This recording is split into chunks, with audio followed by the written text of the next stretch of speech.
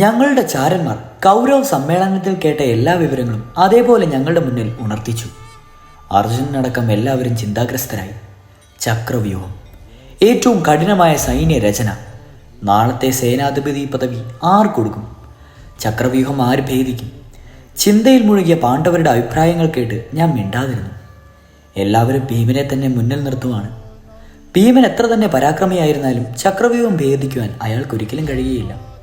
ഞാനൊരു സേവകനെ പറഞ്ഞുവിട്ട് അഭിമന്യുവിനെ വിളിപ്പിച്ചു. സമ്മേളനം നടക്കുന്ന ശിബിരത്തിൽ വന്നപ്പോൾ ഞാൻ അവനോട് പറഞ്ഞു, അഭി, എപ്പോഴും വിളിക്കാറുള്ളതുപോലെ അഭിമന്യു എന്ന് വിളിക്കാതെ അഭി എന്ന് വിളിക്കുന്നത് കേട്ടപ്പോൾ ആ അർജുനപുത്രൻ സംഗതിയുടെ ഗൗരവം മനസ്സിലാക്കി. അവൻ്റെ നീണ്ട മൂക്കിന് താഴെ ചുണ്ടുകൾക്ക് പിന്നിൽ വെളുത്ത പല്ലുകൾ ഉൽക്ക പോലെ തിളങ്ങി. പെട്ടെന്ന് മുന്നോട്ട് വന്ന് വിനയപൂർവ്വം എന്നെ വന്നിച്ച് അമർന്ന ശബ്ദത്തിൽ അവൻ പറഞ്ഞു, ആജ്ഞാപിച്ചാലും അമ്മാവ. അവൻ്റെ വിനയവും ബുദ്ധിസാമർഥ്യവും കണ്ട് യാദവരുടെയും പാണ്ഡവരുടെയും ഒന്നു ചേർന്ന രക്തത്തിൻ്റെ ഒരേയൊരു സംസ്കാരമായ 1 വർഷം മുൻപ് മാത്രം വിവാഹിതനായ 17 വയസ്സ് പ്രായമുള്ള യുവാവിനെ നാളെ പണയം വെക്കേണ്ടി വരുമെന്ന് ഓർത്തപ്പോൾ ഞാൻ പോലും ഒരു നിമിഷം സ്തബ്ധനായി. ഒന്നും പറയുവാൻ കഴിഞ്ഞില്ല. എല്ലാവരെയും നോക്കിക്കൊണ്ട് അവൻ പറഞ്ഞു, നിങ്ങളെല്ലാവരും ഇങ്ങനെ സ്തബ്ധരായിരിക്കുന്നത് എന്തുകൊണ്ടാണ്? ചിന്താഗ്രസ്തരായിരിക്കുന്നത് എന്തിനാണ്? നാളെ ഗുരുദ്രോണർ ചക്രവ്യൂഹം എന്ന ദുഷ്കരമായ സൈന്യരചന നടത്തുവാൻ പോകുന്നു. അതിനെ ഭേദിക്കുന്ന കാര്യം അവനോട് വ്യക്തമായി എന്തെങ്കിലും പറയുവാൻ എനിക്കായില്ല. അവൻ്റെ ഗർഭിണിയായ ഭാര്യ ഉത്തരയുടെ മനോഹരമായ മുഖം കണ്ണിൽ നിന്ന് വാങ്ങുന്നില്ല. ആ കർത്തവ്യം എനിക്ക് വിട്ടുതരികയാണെങ്കിൽ അതെൻ്റെ ഭാഗ്യമാണ്. നിങ്ങളുടെ എല്ലാം ആശീർവാദത്തോടെ ഞാനത് സസന്തോഷം സ്വീകരിക്കും. ഭക്തിപൂർവ്വം എല്ലാവരെയും അഭിവാദനം ചെയ്ത് കാരണവന്മാരുടെയും ഗുരുക്കന്മാരുടെയും ഇടയിലിരിക്കുന്നത് സംസ്കാരത്തിന് യോജിച്ചല്ലെന്നറിയുന്ന ആ സുഭദ്രാപുത്രൻ യമുനായിൽ നിന്ന് തിരിച്ചു വരുന്ന കുതിരയെപ്പോലെ ശാന്തനായി ശിബിരത്തിൽ ചെന്ന് പുറത്തു കിടന്നു. എല്ലാവരുടെ മനസ്സ് നിറഞ്ഞു. യുദ്ധഭൂമിയിൽ ഇത്രയും ചെറുപ്പമായ മറ്റൊരു യോദ്ധാവില്ല. കൃഷ്ണപക്ഷത്തിലെ ചതുർശ്രദിനം ഉദിച്ചു. യുദ്ധത്തിൻ്റെ 13-ാം ദിവസമാണത്. ഗുരുദ്രോണൻ പ്രഭാതത്തിൻ്റെ 1-ാം യാമത്തിൽ തന്നെ സൈനികരെ ശിബിരത്തിനയച്ച് പുറത്തേക്കിറക്കി ശുക്രനക്ഷത്രന്റെ മങ്ങിയ പ്രകാശത്തിൽ ചക്രവ്യൂഹം ചമച്ചു. സൈന്യമുഖത്ത് അദ്ദേഹം തന്നെയാണ് നിന്നിരുന്നത്. ഗുഹാമുഖത്ത് സിംഹം നിൽക്കുന്നത് പോലെ. മറ്റൊരു അർജുനനെ പോലെ തന്നെ തോന്നിക്കുന്ന അഭിമന്യു പാണ്ഡവ സേനയുടെ നേതൃത്വം ഏറ്റെടുത്തുകൊണ്ട് ശംഖ് വിളിച്ചു. ഭീമൻ, നകുലൻ, സഹദേവൻ, യുയാധാൻ എന്നിവൻ അവന്റെ രക്ഷയ്ക്കായി മുന്നേറി. കായതൊലിയിരുന്നതുപോലെ സൈന്യരീതികൾ ഭേദിച്ച് അഭിമന്യു കൗരവസേനയിൽ പ്രവേശിച്ചു. ദ്രോണൻ, ശകുനി, ദുശാസനൻ, ജയദ്രഥൻ, കൃതവർമാവ്, കൃപൻ, അശ്വത്ഥാമാവ്, ദുര്യോധനൻ തുടങ്ങിയവരെ മുറിവേൽപ്പിച്ചുകൊണ്ട് അവൻ സേനയുടെ മണ്ഡലങ്ങൾ തകർത്തു.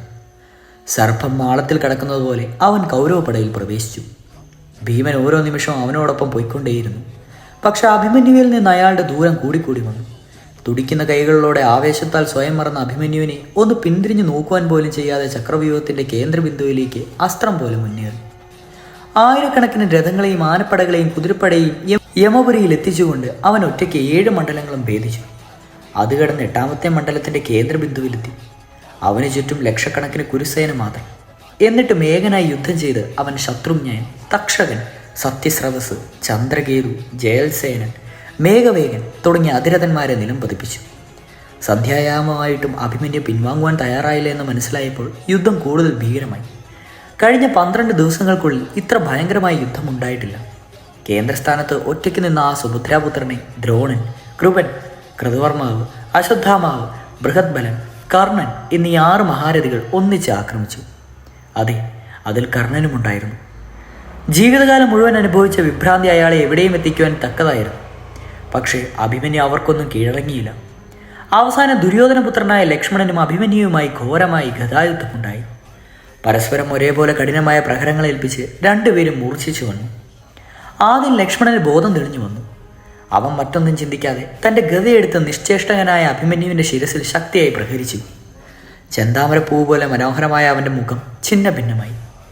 മരണത്തിനു മുൻപ് ചേതനയുടെ ഒരു അപ്തസ്വരഷ്ടം പുറത്തു വന്നു. വലിയച്ഛ, ഭീമൻ വലിയച്ഛ. അത് കേട്ടപ്പോൾ അവരുടെ കഠോരമായ മനസ്സുപോലും അലിഞ്ഞുപോയി. എന്നാൽ ജയദ്രഥൻ ഒറ്റയ്ക്ക് രാക്ഷസനെ പോലെ മുന്നോട്ട് വന്ന് അവൻ മരിച്ചുവോ എന്നറിയുവാനായി ഭൂമിയിൽ മുഖമറുത്തി കിടക്കുന്ന അഭിമന്യുവിൻ്റെ നിശ്ചേഷ്ടമായ ശരീരം ശക്തിയിൽ ചവിട്ടി. ലക്ഷ്മണന്റെ ഗദയുടെ ശക്തമായ പ്രഹരമേറ്റ് പകുതിയിലധികം ഭൂമിയിൽ അമർന്നുപോയ അവൻ്റെ ഛിന്നഭിന്നമായ ശിരസ് ഇളകിയില്ല. ശരീരം മാത്രം ഇളകി. ആ പരാക്രമിയായ അർജുനപുത്രൻ തൻ്റെ തേജസ്സുറ്റ മുഖം മൂലം ഒരു കൗരവന്റെയും കണ്ണിൽ പെടാതിരിക്കുന്നതിനായി പരമോദരായ ഭൂമിയിൽ തന്നെ ഒളിപ്പിച്ചു വെച്ചു. ചക്രവ്യൂഹത്തിൻ്റെ മധ്യത്തിൽ അവൻ്റെ ശരീരം അങ്ങനെ തന്നെ കിടന്നു. ജയദ്രഥൻ്റെ ക്രൂരതയുടെ കഥ അർജുനൻ അറിഞ്ഞു. അയാൾ തൻ്റെ വലിയ കണ്ണുകൾ മിഴിച്ച് ഗാണ്ഡീവ് ഉയർത്തിപ്പിടിച്ചുകൊണ്ട് ഉഗ്രപ്രതിജ്ഞ എടുത്തു. എൻ്റെ പ്രിയപുത്രൻ്റെ ശരീരത്തിൽ ചവിട്ടിയ സംസ്കാരശൂന്യനായ ജയദ്രഥനെ നാളെ സൂര്യാസ്തമയത്തിനു മുൻപ് യമപുരിയിലെത്തിക്കും. അല്ലെങ്കിൽ ഞാൻ സ്വയം അഗ്നിയിൽ പ്രവേശിച്ച് സ്വർഗത്തിൽ തൻ്റെ പിതൃചിത്രം അഭിമന്യുവിനെ അണിയിക്കും. അഭിമന്യുവിൻ്റെ ശവത്തിന് ചുറ്റും തേങ്ങിക്കരഞ്ഞുകൊണ്ട് പ്രദക്ഷിണം വയ്ക്കുന്ന പാർത്ഥനെ കണ്ടുകൊണ്ട് 13-ാം ദിവസം കടന്നുപോയി. ഈ 13 ദിവസങ്ങളിലും കുരുക്ഷേത്രത്തിലെ വിശാലമായ 13 മൈതാനങ്ങൾ യുദ്ധഭൂമിയിലായി കഴിഞ്ഞിരുന്നു. രാത്രിയിൽ ശിബിരത്തിലേക്ക് കിടക്കുവാൻ ഞാൻ ആരെയും അനുവദിച്ചില്ല. ഒരു രാജ്യധേഷ്ടിയെ വരുത്തി താളിയോലയിൽ അക്കങ്ങൾ എഴുതി വിരലുകൾ മടക്കി അയാളെ കണക്ക് കൂട്ടി. അർദ്ധരാത്രി ആയപ്പോൾ അയാൾ ശിരസ് ഉയർത്തി. ചെവി മൂടിക്കൊടുക്കുന്ന തൊപ്പി ഉയർത്തിക്കൊണ്ട് അയാൾ പറഞ്ഞു, യാദവ രാജാവേ, അതെ, നാളെ അമാവാസി ദിവസം സമ്പൂർണ്ണ സൂര്യഗ്രഹണമാണ്. 3-ാം യാമത്തിന് ശേഷം ഞാൻ എൻ്റെ കഴുത്തിൽ കിടന്നിരുന്ന മുത്തുമാല അയാൾക്ക് കൊടുത്ത ശേഷം അയാളോട് ഹസ്തിനാപുരിയിലേക്ക് മടങ്ങിപ്പോകുവാൻ നിർദ്ദേശിച്ചു. അയാൾ അന്ധകാരത്തിൽ മറഞ്ഞു. യുദ്ധത്തിൻ്റെ 14-ാം ദിവസം ഉദിച്ചു. 3-ാം യാമം വരെ ഞാൻ അർജുനൻ്റെ നന്ദിഘോഷം കുരുസേനയുടെ ഓരോ നരിയിലൂടെയും തെളിയിച്ചു. എന്നാൽ ജയദ്രഥനെ എങ്ങും കണ്ടില്ല. കൗരവർ അയാളെ യുദ്ധക്കളത്തിലേക്ക് വരുവാൻ തന്നെ അനുവാദിച്ചിരുന്നില്ല. അയാൾ 10,000-കണക്കിന് യോദ്ധാക്കളുടെ സംരക്ഷണയിൽ ഒളിഞ്ഞിരിക്കുകയായിരുന്നു. ജയദ്രഥനെ കാണുവാനില്ലെന്ന് മനസ്സിലാക്കി കോപാകുലനായ അർജുനൻ നിയാഥായി, മിത്രദേവൻ, ദണ്ഡലൻ മുതലായവരെ വീഴ്ത്തിക്കൊണ്ട് ഓരോ സൈനിക നിരയും നശിപ്പിച്ചുകൊണ്ട് ജയദ്രഥൻ എവിടെ എന്ന് ചോദിച്ചുകൊണ്ട് ഇടിമിന്നൽ പോലെ ജ്വലിച്ചു. യുദ്ധത്തിൽ മുഴുകിയിരുന്ന സൈനികർ 3-ാം യാമത്തിന് ശേഷം ആകാശം ഇരുണ്ടത് എങ്ങനെയാണെന്ന് അറിഞ്ഞതേയില്ല. കുറച്ച് നിമിഷങ്ങൾക്കകം സൂര്യൻ പൂർണ്ണമായി മറഞ്ഞു. ചുറ്റുപാട് അന്ധകാരം പരന്നു. പക്ഷികൾ ചിലച്ചുകൊണ്ട് കൂടുതൂക്കി പറന്നു. ചീവീടുകൾ ശബ്ദിച്ചു. കുരുക്ഷേത്രത്തിന് ചുറ്റും 1000-കണക്കിന് പന്തങ്ങൾ തെളിഞ്ഞു. സൂര്യൻ അസ്തമിച്ചു എന്ന് എല്ലാവരും കരുതി. അർജുനന്റെ പ്രതിജ്ഞ ഭഞ്ജിക്കപ്പെട്ടു. അയാൾക്ക് വേണ്ടി ചിതയൊരുങ്ങി. എല്ലാവർക്കും കാണുന്നതിനായി പാണ്ഡവരുടെയും കൗരവരുടെയും ശിബിരങ്ങൾക്കിടയിൽ ഒഴിഞ്ഞുകിടന്നിരുന്ന സ്ഥലത്താണ് ചിതയൊരുക്കിയത്.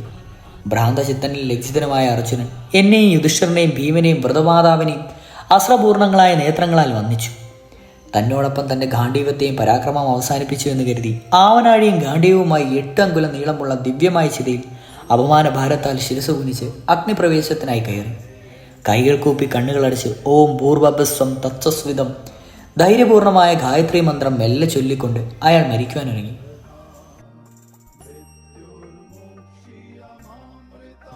ഒരു സേവകൻ വിറയ്ക്കുന്ന കൈകളിലൂടെ ചിതയ്ക്ക് തീ കൊളുത്തി. സമീപത്ത് എവിടെയെങ്കിലും ജയദ്രഥനെ കാണുന്നുണ്ടോ എന്ന് ഞാൻ നോക്കിക്കൊണ്ടേയിരുന്നു. സ്ത്രീകളെ പോലെ ഉത്തരീയം തലയിലിട്ടുവിട്ട് അയാൾ ദുര്യോധന്റെ പിന്നിൽ നിൽക്കുന്നു. അർജുനന്റെ അഗ്നിപ്രവേശം കണ്ട് തൻ്റെ ക്രൂരനേത്രങ്ങളെ ശാന്തമാക്കുവാനാണ് അയാൾ വന്നത്. പെട്ടെന്ന് സൂര്യൻ ഗ്രഹണമുക്തനായി. പൊട്ടിയ കുളത്തിൽ നിന്നും വെള്ളം പുറത്തേക്ക് ഒഴുകുന്നത് പോലെ കിരണങ്ങൾ പുറത്തു വന്നു. പന്തങ്ങൾ കണ്ട് ചിരിച്ചുകൊണ്ട് സൂര്യദേവൻ പശ്ചിമ ചക്രവാളത്തിൽ നിന്നു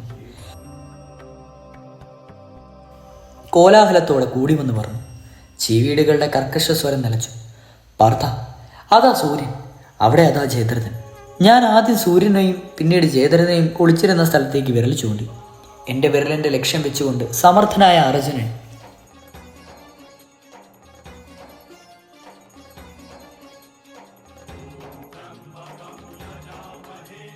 നിമിഷത്തിനകം കയ്യിലിരുന്ന ഗാണ്ഡീവത്തിൽ ജിംനാഭാണ്ഡം തൊടുത്തു. ബാണം സർപ്പാകൃതിയിൽ മറ്റുള്ളവരുടെ ഇടയിൽ കൂടി കടന്ന് ജയദ്രഥനെ കണ്ടത്തിൽ തന്നെ തറച്ചു. എന്താണ് സംഭവിക്കുന്നത് അർജുനന് പോലും മനസ്സിലായില്ല. അർജുനന് വേണ്ടി ഒരുക്കിയ ചിതയിൽ ജയദ്രഥന്റെ ശവം ദഹിപ്പിക്കുന്നത് കണ്ടുകൊണ്ട് സൂര്യഗ്രഹണമെന്ന ചതി കണ്ടുകൊണ്ട് 14-ാം ദിവസം അസ്തമിച്ചു. ഇനി യുദ്ധത്തിൽ എന്ത് സംഭവിക്കുമെന്ന് ആർക്കും പറയുവാനായില്ല. വ്യാകുലനായ ദുര്യോധനൻ പെട്ടെന്ന് തന്നെ എല്ലാ സൈന്യ പ്രമുഖരെയും തൻ്റെ ശിബിരത്തിലേക്ക് വിളിപ്പിച്ചു. അല്പസമയം മുൻപുണ്ടായ ഹൃദയമലിപ്പിക്കുന്ന നാടകീയ സംഭവം എല്ലാവരിലും പ്രഭാവം ചെലുത്തുന്നതായിരുന്നു. അവരുടെ സമ്മേളനത്തിൽ ആദ്യമായിട്ടാണ് ഇത്രയേറെ വിയോജിപ്പും വ്യാകുലതയും ഉണ്ടായത്. പാണ്ഡവപക്ഷത്ത് ഞാൻ ആഗ്രഹിച്ചതും ഇതുതന്നെയാണ്. തുടരും.